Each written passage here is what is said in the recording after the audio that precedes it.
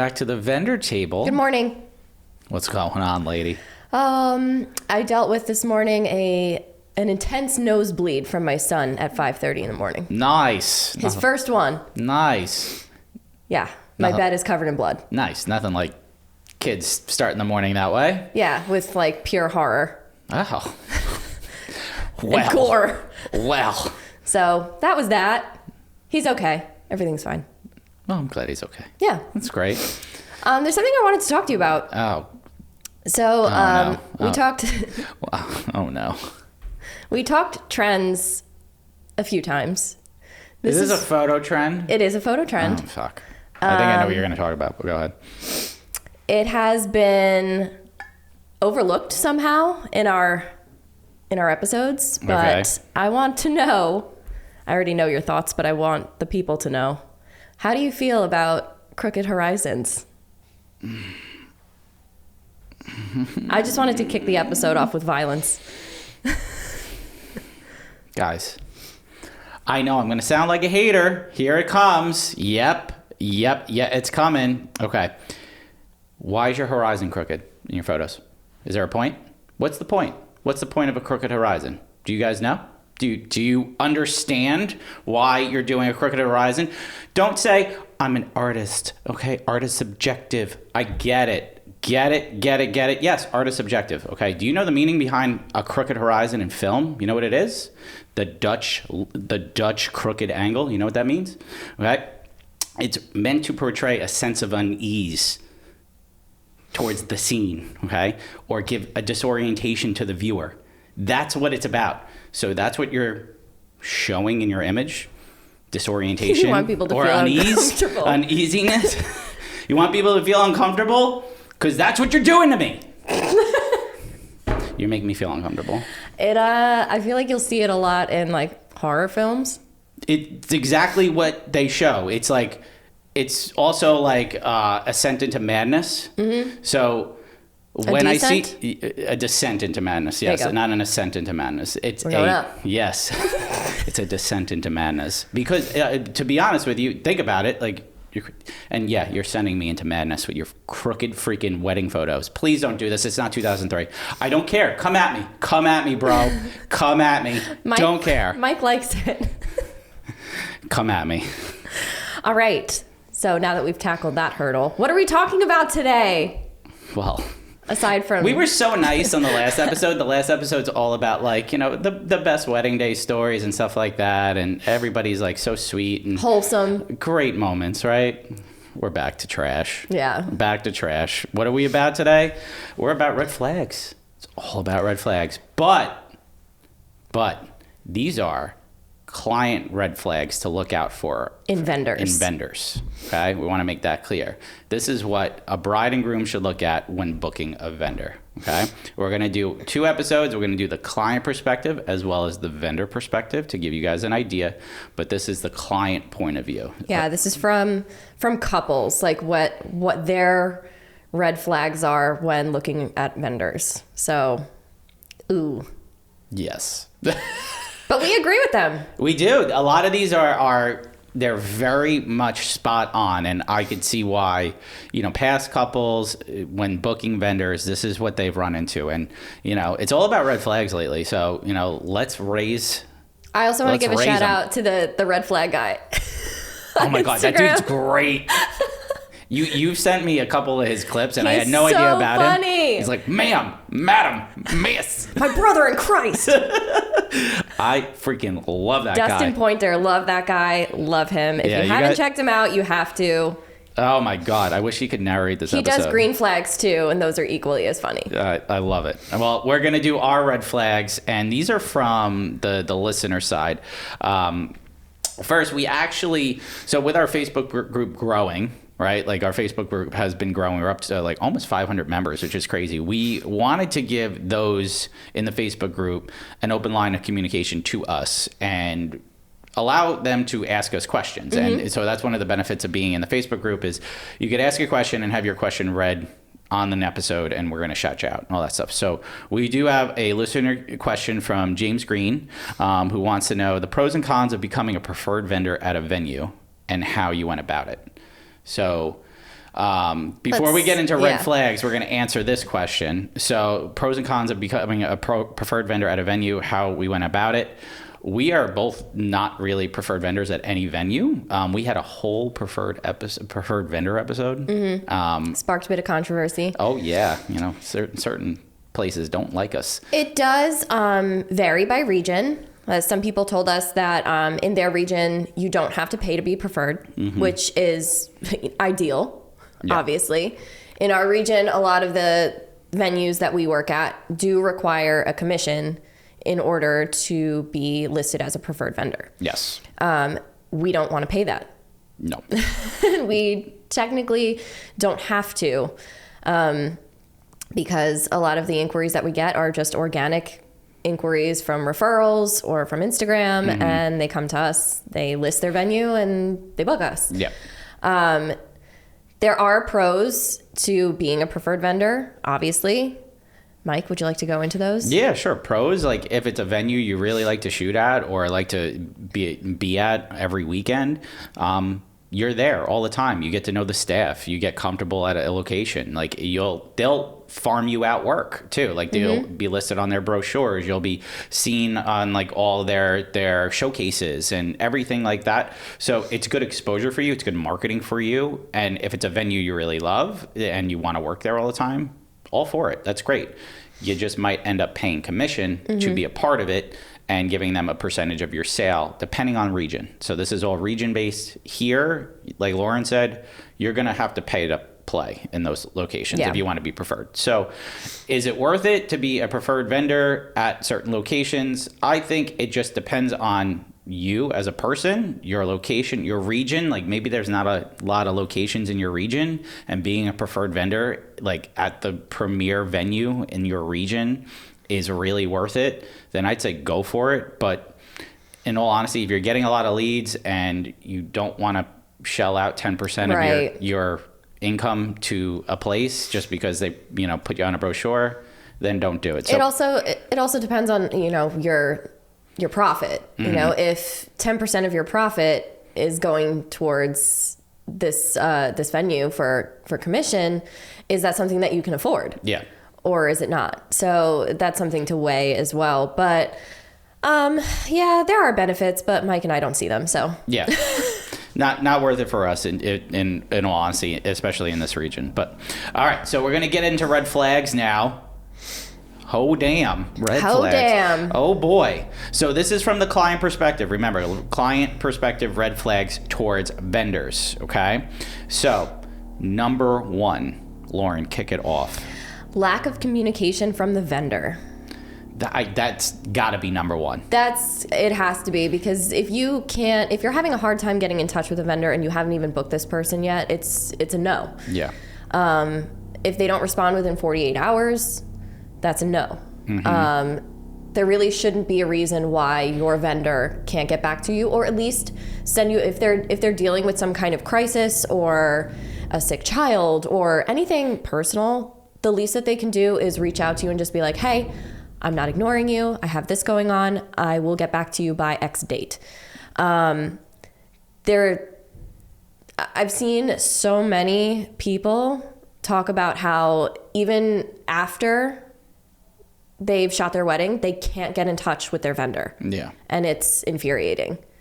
Months have gone by and they can't get a phone call. They can't get an email response, nothing. And how do you think that makes your client feel? Yeah. That's the communication is the most important thing for a vendor, for a wedding vendor. Just keeping in touch with that client and letting them know what the process is, very important. That's part of the reason I think that I do so well as a vendor, is because of the communication that I give my clients. Like I always tell them, like, expect a response no later than 48 hours. Right. Like that's my deadline for myself. I don't try to wait more than 2 days. Weekends, like if they reply on a Friday night, and they can expect not to get a response until Monday. That's just how I do things. If it's an emergency, like, hey, I know your wedding's coming up like next week, I'm going to respond to you. It's all about that communication, that client communication. So keeping that open line of communication with your clients is very important as a vendor. Now, clients, you can't really abuse this in terms of like, if they post their work hours and they get back to you and they say like, hey, I'll get back to you in a couple of days, and they're getting back to you within that time frame, then they're doing fine by their business. That's like what they have told you from the start. But if you're trying to track them down and they're not communicating with you, yeah, that's a big red flag. We've seen horror stories from like scam photographers who literally just will take people's money. They will communicate up to the point of the actual event. And then all of a sudden after the event, they ghost and they are gone. They've taken your money. Your wedding photos are God knows where. Yeah. You have to vet your vendors hard. Look at the reviews. Make sure you're asking the right questions to your peers, people who have used them, and make sure that you see what's coming. Yeah, exactly. And if you're asking the question like, hey, what's your refund policy? Like, how do deposits work? And the vendor is not giving you a clear answer, big time red flag. Big time red flag. You want to make sure like, hey, this is how my retainer schedule works. This is how payment schedule works. Here's like when you're going to owe for client payments here, blah, blah, blah, blah, right?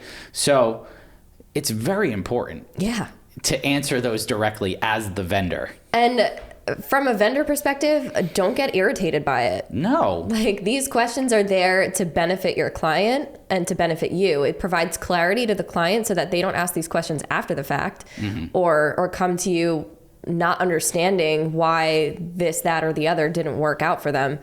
It's all clearly laid out prior to signing. Yeah. So, like, I'll never understand why vendors get mad about clients asking questions about a legally binding document that they have to sign before shelling out a ton of money.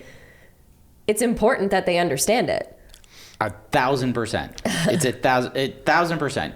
Like, as a vendor, you need to provide clients with those important questions. So you need to answer those important questions. And as a client, you have every right to ask those questions. So when a client asks me like how my payment schedule works, it's almost a prepared statement on how things work. And I tell them exactly how a contract breaks down, when I send out a proposal, what's included in the proposal. I even go through like the contract and what's in the contract. Like, hey, I have an act of God clause. I have a COVID clause. I have all of these clauses, and I break it down. People ask me like, oh, what happens if you get sick and you can't show up to the wedding? And I break it down and I tell them like, I tell them from experience, like, hey, this is what happens if I'm not able to make your wedding. And, they understand it there. And I think most of my clients, 99.9% of my clients, really appreciate that, that I'm answering those in the initial meeting before they even sign the document with me. So make sure you do that as a vendor, and as clients, you have every right to ask those important questions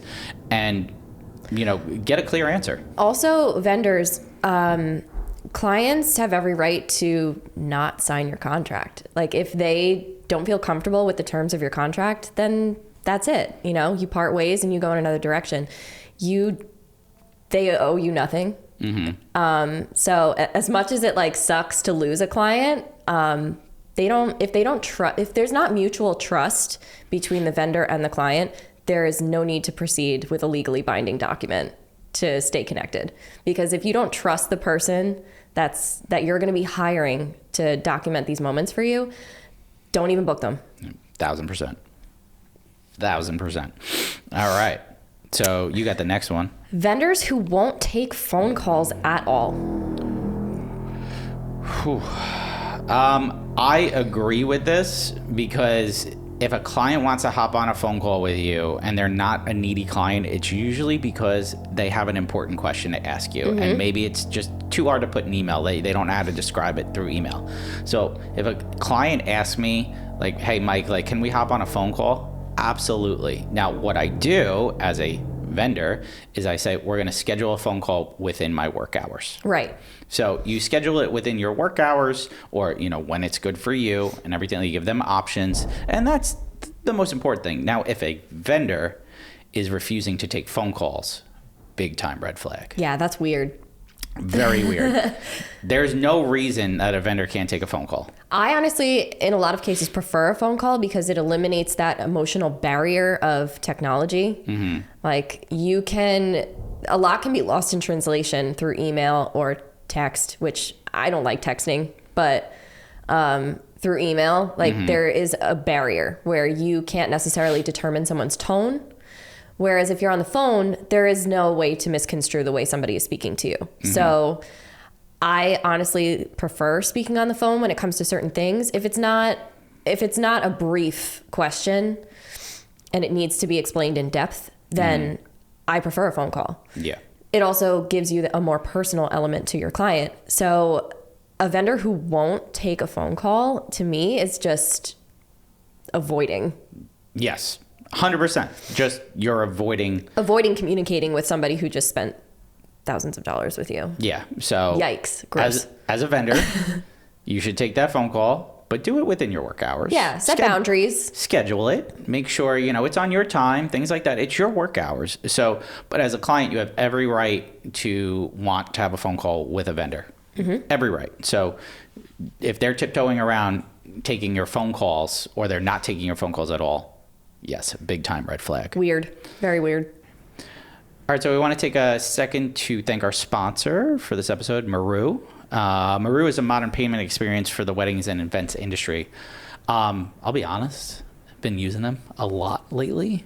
I have to say, paying contractors through Maru keeps things so nice and neat, organized. It's made my life so much better. I was going to say, it's been really pleasant being able to pay contractors in one nice, organized platform as opposed to different forms like Zelle or Venmo, having everything all over the place. So I'm definitely going to be keeping using it. I don't know about you. I'm going to keep using it. It's also a great place to take payments, client payments, without having those credit card processing fees. Yeah, no processing fees. I know. You can pass the processing fees on to the client, which is really cool, which is sometimes hard to do. And Maru gives you the ability to do that right from their platform. So it's a great community. They have over 9,000 wedding and event professionals. It's growing. They offer seamless transactions and hassle-free payment experience. They really make it possible for you to focus on what you're doing best and creating memorable experiences. So definitely check them out. We have a link in the show notes to sign up. You can sign up for free and check it all out. Check out the dashboard's really nice, really interactive, makes things so much easier. So if you're a wedding professional, a wedding vendor in the industry, Maru is the platform for you. Yeah, check them out at www.maru.us. That's MAROO.us. /TBT. All right. So now this kind of applies to studios or, big conglomerates of the industry, things like that. Vendor owners saying they will try their best to be on site for the client's wedding day. I hate this. Okay. So we're both independents. When people book us as independent photographers, they know we're going to be there on their wedding day. Okay. Hell or high water, we're going to be there. But for somebody that's booking a studio and maybe they're meeting with the studio owner, and the studio owner is, let's just say it's a photography studio. Let's just say it's a photography studio, okay? And the vendor owner is known, that's what's shown is the studio owner's images and things like that. And you're, as a client, you're meeting with the owner of this company. And they say to you, yeah, I'm going to be the one shooting your day. I'm going to try my best to be the one shooting your day. That's a huge red flag when they say... Try my best. That's a huge red flag when they say, try my best. That's not a promise. That's not a promise. And I will say, 95% of the time... They're not there. They're not there. No, they're not going to be there. So if you're meeting with a studio or, let's just say a planner, things like that, where the planner has, multiple associate planners underneath them, and they say, I'm going to do my best... you really need this stuff in writing. If you need to know who the person's going to be, and God forbid, hey, what's great about a studio is the fact that if somebody can't make it, they could usually fill the spot with somebody else. But if you're in contract with that person, and it's this person's going to be the one planning my day or photographing my day, and it's written in contract, it's a little bit more... It's also a little bit more locked in. As somebody who worked for a studio for a very long time, it's also understanding your expectations of booking a studio. that's their way of doing things, where they will assign you a photographer based on availability, not necessarily your preference. They can say that they will try their best to pair you up with a photographer that you've requested, but there's no guarantee that you're going to get that person. No. But the benefits are, as Mike stated, that they have other photographers who are available should the other person fall sick or something happens. You have a backup, and that's good. Mm-hmm. We're talking about studios who do tremendous volume of weddings per year. Mike does 40. I cap out at about 20. These studios are booking hundreds of weddings, sometimes 6 to 8, upwards of 10 per day. Yeah. On like the busier days of the year. Having those backup options is good. But you have to understand that when you are booking a studio, the price point may be a bit lower than booking an independent photographer. And that's also kind of one of those things that needs to be understood. The price point is lower because they pay photographers as independent contractors at a lower rate because they aren't the ones that are editing the photos. Mm-hmm. Studio is. So these are all things that may not be very transparent during your initial consultation with a studio. So one of the most important questions, I think, when you are meeting with a studio or the studio owner is, how is my photographer assigned? And can you guarantee that the photos are going to look like the rest of the work that you displayed to me? Yep. This is like very... It's touchy. It's very touchy. It really is. And, you know, it doesn't only apply to photography. It applies to, you know, any conglomerate, any studio. A lot any, it's like, entertainment based too. Entertainment, like you book a band or something like that. Like the band might have like 8 bands under the name, you know, stuff like that. So, you know, you need to know who you're getting. So it's important to ask those questions. And if that's the band you want, or that's the planner you want, it's like, I want you on site for that day. I need it in contract. I need it in writing that you're going to be there. And that's sometimes a request that they can't grant. Yep. So if that's something that you need, don't try to negotiate. Try to find another photographer or company that's going to work for you with your needs. 1000%. Yeah. Love it. Okay. Do you have the next one? I think I do. Yes, you do. Yeah. They have no reviews anywhere. This is touchy. I know there's a lot of people starting out in the industry that you're not going to have a review. Mm-hmm. Okay. And you might be new to the game. Okay.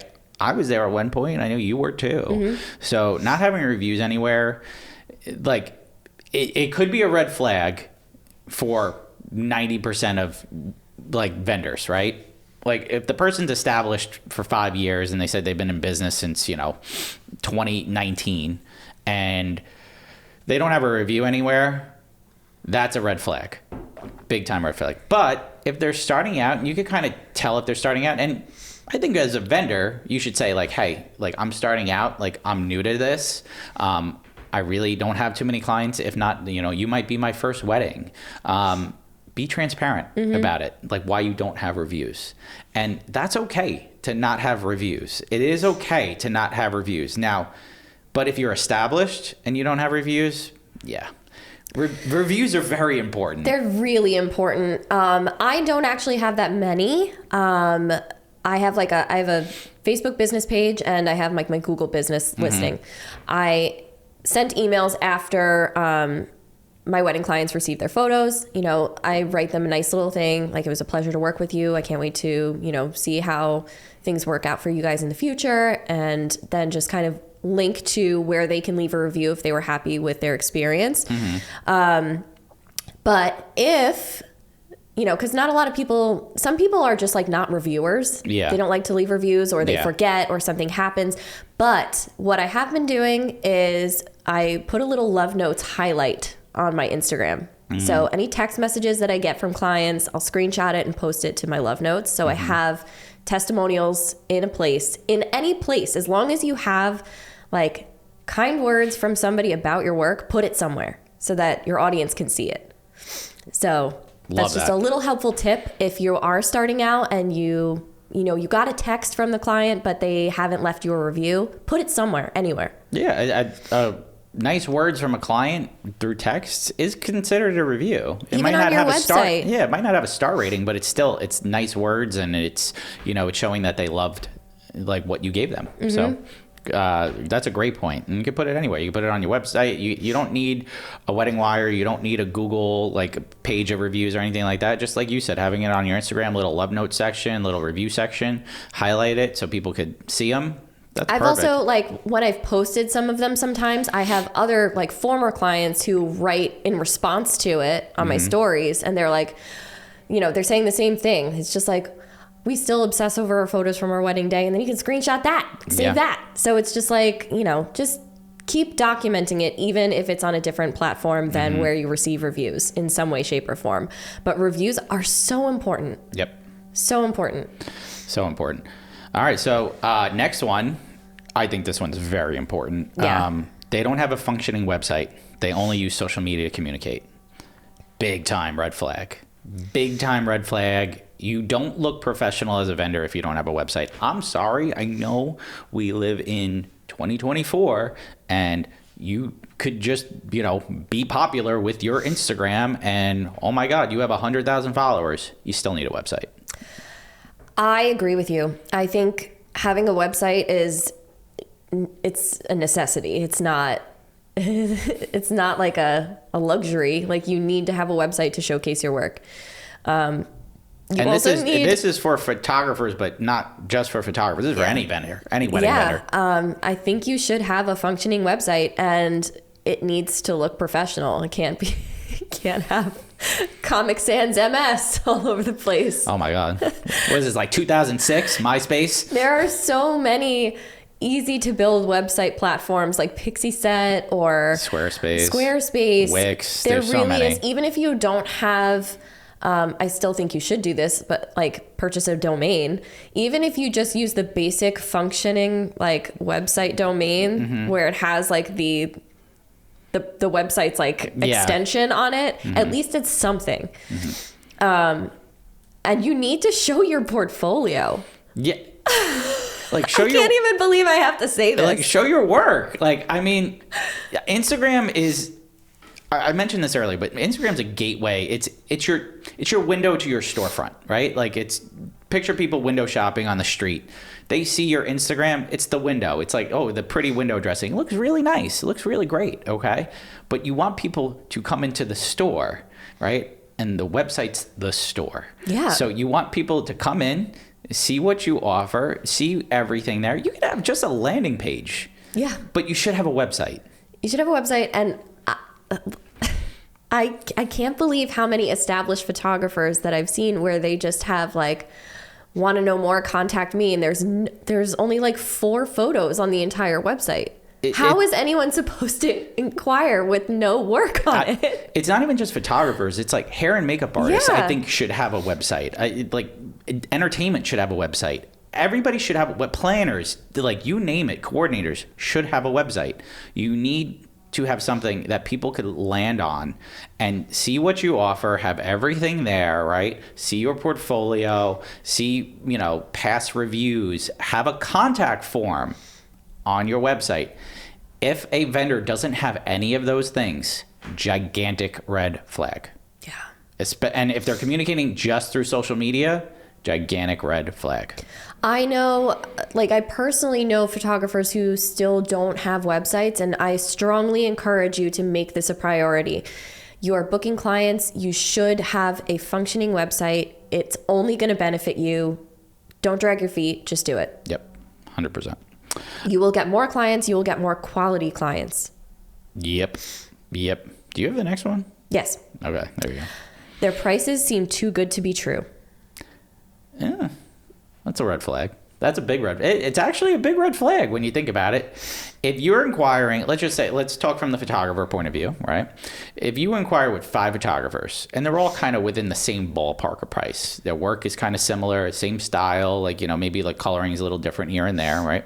But they're all in the same ballpark, like say give or take by $1,000. Then you have an outlier that's $3,000 less than anybody else. Okay. And you see their website and they have like good work on there, right? Some nice stuff, maybe, you know, maybe not a lot of things, but like, okay, that is a red flag. That is a red flag because Tell me why. Made me really want to say, I was about to say, Ain't nothing but a heartbreak. I lost my train of thought. You just started spouting Backstreet Boys. I'm sorry, I had to. Well, look, if there's an outlier, I have to rewind it. My bad. If there's an outlier, Backstreet Boys just throw you off. If there's an outlier with pricing, if there's a person that is way less than the competition, okay, look at why they're less. Is it because of experience? Do they have, like, maybe they're only showing one wedding, but it's like little things. Like, people could hide things really well. Yeah. You could show like crops, different angles. Maybe they've only second shot, okay? And you could tell when, tip for any client looking at like people's portfolios, especially photographers' portfolios, you could tell a second shooter, like, if they don't have a lot of main work, because most of their stuff is from a side angle. And listen, like, it's totally fine. You're trying to build your portfolio as a second shooter. That's what you have to show off. But, you know, be transparent that, like, hey, like, I don't have too much main experience, things like that. I think that's the, you know, important thing here is, like, if you don't have a lot of wedding experience solo, you should be transparent about it with your clients. Yes. I was taught the opposite. When I was starting out, when I was working for a studio, they were like, just tell them that you've been working with us for X amount of years, right? When I was in my first year. And I just feel like that's slimy. It is. It's shady, and I don't think you'll get any better by doing that. In fact, I think you're going to get exposed. Yeah. Real quick. Like, people will see that you don't have experience on a wedding day real quick, and that might start your business off down low because of the fact that, like, they might drop you a 3-star review or 2-star review. You didn't know how to handle the pressures of a wedding day. You didn't know how to do this. You didn't know how to do that. That's tough. So I think if you see somebody, though, like, getting back to, like, why the prices seem too good to be true, it's likely because of experience that they don't have. Okay. Now, if they're just way lower, it could be also they're taking pure volume, which is another red flag. If you have a photographer that's independent that's taking 200 weddings a year, gigantic red flag. You're a number. You're a number in their system. They're not going to care about you. As soon as you sign that contract, like, goodbye, you won't see them until the wedding day, if you're lucky. Yeah, chances are they're going to burn out. Communication is going to drop off a little bit. You know, it's hard to say why somebody's prices will be a lot lower than their people that are in the same kind of, like, bracket. Like, when their work is similar to somebody else, at least what they're presenting. One of the things that I have seen with newer photographers who may be just trying very hard to launch themselves into the industry with their peers is they haven't really factored in their cost of doing business. So they're starting themselves out at a very low price point, thinking that's, like, industry standard, when they haven't really done enough research. If they think, oh, well, this person has been doing this for 10 years, you know, I'm not as good as them, so I'll price myself significantly lower and then raise my prices later. But that doesn't work for you. No. As a vendor, you know, you may be in the red. Yeah, and you also, you're not going to attract the clients that you want. Right. So that's the other thing. So I think from clients' perspective, like, if the prices seem too good to be true, it's mainly due to likely experience, or they're just doing too much volume and they don't know how to scale their business properly. Correct. So those are 2 red flags. One, I think, is a little bit less than the other. The experience one, as long as they tell you, like, hey, like, you know, I'm new to this, I'm getting into wedding photography, like, I don't have that much experience, but I want to make this a career, I'm passionate about it. Mike and I have seen people who have been photographing, literally just picked up a camera 2 years ago, right? And are phenomenal. So their experience will vary. Yeah. Like, we can, you know, we've seen people who have shot the same amount of time and suck ass. Yeah. But then you have other people who have shot the same amount of time who are people who have shot, like, a fraction of the time that Mike and I have, and we're like, Jesus Christ, I suck. Yeah. Some people just are naturally gifted. So, but those people that are naturally gifted know their value and will price themselves accordingly. If you're unsure, that to me is like a vendor who is unsure of their worth or value. Yeah. And that can be tricky. So the last 2 we'll do kind of together. Yeah. So big red flag. If you're a client and you ask like, hey, do you have insurance? We've talked all about this. It's a yes or no, It's a yes or no question. Do you have insurance? Do you have liability insurance? Okay. As a photographer, we're required to carry it. As vendors in New York, you're required to have liability insurance. If you're a vendor and you don't have liability insurance, get out of the industry. You're playing a dangerous game. Okay. You all saw the sprinkler clip. Went viral. 3 million views on that, baby. Okay? You know why you need liability insurance. So if you don't have it, as a vendor, get it. And if you're a client and you're asking the vendor, hey, do you have liability insurance? And they're like, red flag. Red flag, do not book that person.